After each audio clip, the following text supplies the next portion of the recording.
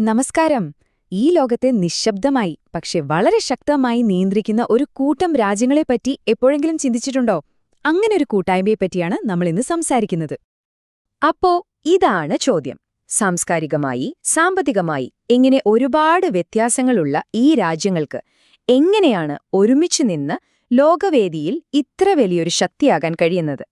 വാ നമുക്ക് നോക്കാം. ശരി, അപ്പൊ നമുക്ക് നേരെ കാര്യത്തിലേക്ക് കിടക്കാം. എന്താണ് ഈ ആസിയാൻ? എവിടെ നിന്നാണ് ഇതിന്റെ തുടക്കം? ആസിയാൻ, അതിന്റെ full form association of south east Asian Nations. ഇത് തുടങ്ങുന്നത് 1967-ലാണ്. ഓർക്കണം, ആ കാലം ശീതയുദ്ധത്തിന്റെ കാലമാണ്. ലോകം മുഴുവൻ ഒരുതരം പിരിമുറുക്കത്തിലാണ്. അന്നത്തെ ഏറ്റവും വലിയ പേടി എന്തായിരുന്നു? കമ്മ്യൂണിസത്തിന്റെ വ്യാപനം. അപ്പൊ അതിനൊരു തടയിടാനും സാമ്പത്തികമായി സഹകരിച്ച് സമാധാനത്തോടെ ഒരുമിച്ച് നിൽക്കാനുമുള്ള ഒരാശയത്തിൽ നിന്നാണ് ആസിയാൻ ജനിക്കുന്നത്. തുടങ്ങുമ്പോ വെറും 5 രാജ്യങ്ങൾ.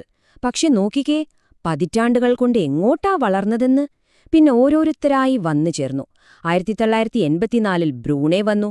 90-കളിൽ വിയറ്റ്നാം, ലാവോസ്, മ്യാൻമർ, കംബോഡിയ, അങ്ങനെ കൂട്ടം വലുതായി. 2025-ൽ തിമോർ ലെസ്റ്റെ കൂടി വരുന്നതോടെ അംഗബലം 11-ലെത്തും. 2008-ൽ ആസിയാൻ ചാർട്ടർ വന്നതോടെ ഇതിനൊരു കൃത്യമായ നിയമപരമായ ചട്ടക്കൂടുമായി. ഓക്കേ, അപ്പോൾ ചരിത്രമൊക്കെ നമ്മൾ കണ്ടു. പക്ഷേ അതൊക്കെ പോട്ടെ, ഇന്ന് എന്താണ് ആസിയാന്റെ പ്രസക്തി? എന്തുകൊണ്ടാണ് ലോകം ഈ കൂട്ടായ്മയെ ഇത്ര ശ്രദ്ധയോടെ നോക്കുന്നത്? ഒന്നാലോചിച്ചു നോക്കൂ. 600 ദശലക്ഷം, അതായത് 60 കോടിയിൽ അധികം ജനങ്ങൾ.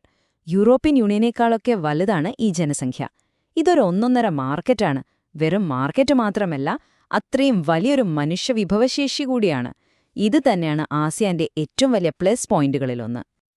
ആസിയാൻ എന്നു പറയുന്നത് ഒരു കെട്ടിടം പോലെയാണെങ്കിൽ അതിന് 3 പ്രധാന തൂണുകളുണ്ട്. 1 രാഷ്ട്രീയവും സുരക്ഷയും, 2 സാമ്പത്തികം, 3 സാമൂഹികവും സാംസ്കാരികവുമായ കാര്യങ്ങൾ.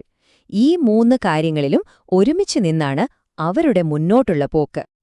ഇതിന്റെ ഏറ്റവും വലിയ സ്ട്രാറ്റജിക് പ്രാധാന്യം എന്താണെന്നറിയോ? ഇതൊരു ഡിപ്ലോമാറ്റിക് ഹബ്ബാണ്. സിംപിളായി പറഞ്ഞാൽ, ലോകത്തിലെ വമ്പന്മാരില്ലേ, അമേരിക്ക, ചൈന, ഇന്ത്യ, ജപ്പാൻ, ഇവർക്കൊക്കെ ഒന്ന് ഒരുമിച്ചിരുന്ന് സംസാരിക്കാനും കാര്യങ്ങൾ ചർച്ച ചെയ്യാനുമുള്ള ഒരു പൊതുവായ ഇടം, അതാണ് ആസിയാൻ. ഇതവർക്ക് ലോകവേദിയിൽ കൊടുക്കുന്നൊരു പവറുണ്ടല്ലോ, അത് ചില്ലറയല്ല. ഇപ്പൊ നമ്മൾ കുറേ തിയറി പറഞ്ഞു. ഇനി ഇതൊക്കെ ശരിക്കും എങ്ങനെയാണ് വർക്ക് ചെയ്യുന്നതെന്ന് നോക്കണ്ടേ? അതിന് ഏറ്റവും നല്ലൊരു ഉദാഹരണമാണ് ഇന്ത്യയും ആസിയാനും തമ്മിലുള്ള ബന്ധം. അത് നോക്കുമ്പോൾ കാര്യങ്ങൾ കുറച്ചുകൂടെ വ്യക്തമാകും. ഈ സംഖ്യ ഒന്ന് നോക്കിക്കേ. $131 ബില്യൺ. 2022-23 എന്ന ഒരൊറ്റ വർഷത്തെ ഇന്ത്യ ആസിയാൻ ട്രേഡിന്റെ കണക്കാണിത്. ഈ ഒരൊറ്റ നമ്പർ മതി ഈ ബന്ധത്തിന്റെ സാമ്പത്തിക ആഴം എത്രത്തോളമുണ്ടെന്ന് മനസ്സിലാക്കാൻ. അപ്പോ ഈ ബന്ധമെന്ന് പറയുന്നത് വെറും പൈസയുടെയും കച്ചവടത്തിന്റെയും മാത്രമാണോ? അല്ല. പ്രതിരോധ രംഗത്ത് ഒരുമിച്ച് നാവിക അഭ്യാസങ്ങൾ നടത്തുന്നത് മുതൽ ടെക്നോളജിയിൽ സ്റ്റാർട്ടപ്പുകളെ സഹായിക്കുന്നതുവരെ, എന്തിനേറെ പറയുന്നു, വിദ്യാഭ്യാസം, ദുരന്ത നിവാരണം, ഇങ്ങനെ ഒരുപാട് മേഖലകളിൽ ഇന്ത്യ ഒരു നിർണായക പങ്കാളിയാണ്. ഇവിടെയാണ് ഇന്ത്യയ്ക്ക് ഒരു വലിയ അഡ്വാൻറ്റേജ് വരുന്നത്, പ്രത്യേകിച്ച് ചൈനയുമായി താരതമ്യം ചെയ്യുമ്പോൾ. ആസിയാൻ രാജ്യങ്ങൾക്ക് ഇന്ത്യ ആരാണ്? ആരുടെ കാര്യത്തിലും തലയിടാത്ത സ്ഥിരതയുള്ള ഒരു ജനാധിപത്യ പങ്കാളി. പക്ഷെ ചൈനയുടെ കാര്യം അങ്ങനെയല്ല. പല രാജ്യങ്ങൾക്കും ചൈനയോട് രാഷ്ട്രീയപരമായും അതിർത്തിയുടെ കാര്യത്തിലുമൊക്കെ നല്ല ആശങ്കകളുണ്ട്. അപ്പൊ സ്വാഭാവികമായും ഇന്ത്യയ്ക്ക് അവിടെ ഒരു പ്രത്യേക പരിഗണന കിട്ടുന്നുണ്ട്. ഇത്രയൊക്കെ കേട്ടിട്ട് ഈ ബന്ധം ഒരു കുഴപ്പവുമില്ലാതെ മുന്നോട്ടു പോവുകയാണെന്ന് കരുതരുത്. ഒരുപാട് പ്രശ്നങ്ങളുണ്ട്, വെല്ലുവിളികളുണ്ട്. നമുക്കതിലേക്കൊന്ന് നോക്കാം. എന്തൊക്കെയാണ് ആ പ്രശ്നങ്ങളെന്ന്? ഏറ്റവും വലിയ തലവേദനകളിലൊന്ന് ഈ ട്രേഡ് ഇംബാലൻസ് ആണ്. സിംപിളായി പറഞ്ഞാൽ, നമ്മൾ അങ്ങോട്ട് വിൽക്കുന്നതിനേക്കാൾ എത്രയോ അധികം സാധനങ്ങൾ നമ്മൾ ഇങ്ങോട്ട് വാങ്ങിക്കൂട്ടുന്നു. അപ്പോൾ സ്വാഭാവികമായും നമ്മുടെ കയ്യിൽ നിന്ന് പണം അങ്ങോട്ട് കൂടുതൽ പോകും, അല്ലേ? ഇത് ഇന്ത്യയ്ക്ക് നല്ലൊരു സാമ്പത്തിക ആശങ്കയാണ്. ഈ വ്യാപാരക്കണക്കിലെ പ്രശ്നം മാത്രമല്ല, വേറെയുമുണ്ട്. നമ്മൾ ഒരുപാട് കാലമായി കേൾക്കുന്ന ഇന്ത്യ-മ്യാൻമർ തായ്ലൻഡ് ഹൈവേ ഇല്ലേ, അതിന്റെ പണി ഇപ്പോഴും ഇഴഞ്ഞു നീങ്ങുകയാണ്. പോരാത്തതിന് ചൈനയുടെ സാമ്പത്തിക സ്വാധീനം അവിടെ കൂടിക്കൂടി വരുന്നു. അതിന്റെ കൂടെ മ്യാൻമറിലെ രാഷ്ട്രീയ പ്രശ്നങ്ങൾ കാരണം കരവഴിയുള്ള കച്ചവടവും ഏതാണ്ട് നിലച്ചമട്ടാണ്. അപ്പൊ ഇത്രയൊക്കെ പ്രശ്നങ്ങളുണ്ടെങ്കിൽ പിന്നെന്ത് ഭാവിയാണുള്ളത്, അല്ലേ? പക്ഷെ അങ്ങനെയല്ല. നമുക്ക് ഭാവിയെക്കുറിച്ച് സംസാരിക്കാം. ഇത്രയും വെല്ലുവിളികൾക്കിടയിലും എങ്ങോട്ടാണ് ഈ കൂട്ടുകെട്ട് പോകുന്നത്? ഈ വെല്ലുവിളികളൊക്കെ ഉണ്ടെന്ന് 2 കൂട്ടർക്കും അറിയാം. അപ്പോൾ അത് മറികടക്കാൻ അവർ പുതിയ വഴികൾ നോക്കുകയാണ്. ഇനി അങ്ങോട്ട് ഫോക്കസ് ചെയ്യാൻ പോകുന്നത് പുതിയ മേഖലകളിലാണ്.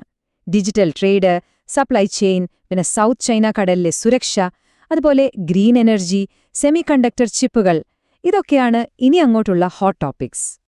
ഈയൊരു വാചകം നമ്മൾ ഇത്രയും നേരം പറഞ്ഞതിന്റെ എല്ലാം ഒരു സമ്മറിയാണ്. ഇന്ത്യയുടെ ആക്ട് ഈസ്റ്റ് പോളിസി, അതായത് കിഴക്കൻ രാജ്യങ്ങളുമായുള്ള ബന്ധം മെച്ചപ്പെടുത്താനുള്ള നമ്മുടെ പോളിസിയുടെ നട്ടെല്ല എന്ന് വേണമെങ്കിൽ പറയാം ആസിയാന്.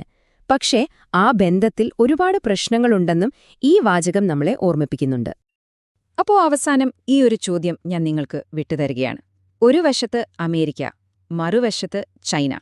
എങ്ങനെ ലോകത്തിലെ വമ്പന്മാർക്കിടയിൽപ്പെട്ട് ആസിയാൻ പോലുള്ളൊരു കൂട്ടായ്മയ്ക്ക് ശരിക്കും സ്വന്തം കാലിൽ നിൽക്കാൻ പറ്റുമോ? സ്വന്തമായൊരു വഴി വെട്ടിത്തുറക്കാൻ അവർക്ക് കഴിയുമോ? എന്താണ് നിങ്ങൾക്ക് തോന്നുന്നത്? ഇത് കാലം തെളിയിക്കേണ്ട ഒരു കാര്യമാണ്.